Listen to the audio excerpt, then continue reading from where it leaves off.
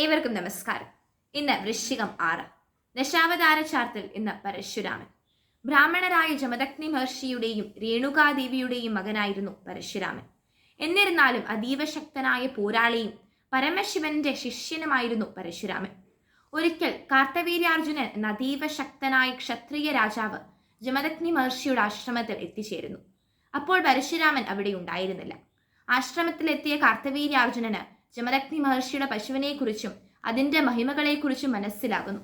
കാർത്തവീര്യാർജുനൻ ആ പശുവിനെ തനിക്ക് നൽകണമെന്ന് ജമദഗ്നി മഹർഷിയോട് ചോദിക്കുന്നു. അത് ജമദഗ്നി മഹർഷി നിരസിക്കുന്നു. ഇതിൽ ക്രുദ്ധനായ കാർത്തവീര്യാർജുനൻ ജമദഗ്നി മഹർഷിയെയും പത്നിയായ രേണുകാദേവിയെയും വധിക്കുന്നു.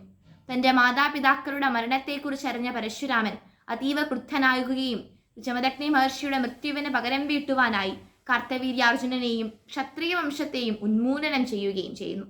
ഇതിലൂടെ ഭൂമിയെ ശുദ്ധീകരിക്കുകയായിരുന്നു പരശുരാമൻ. മഹാവിഷ്ണു നാം ഓരോരുത്തരെയും അനുഗ്രഹിക്കട്ടെ എന്ന് പ്രാർത്ഥിച്ചുകൊള്ളുന്നു. നമസ്തേ.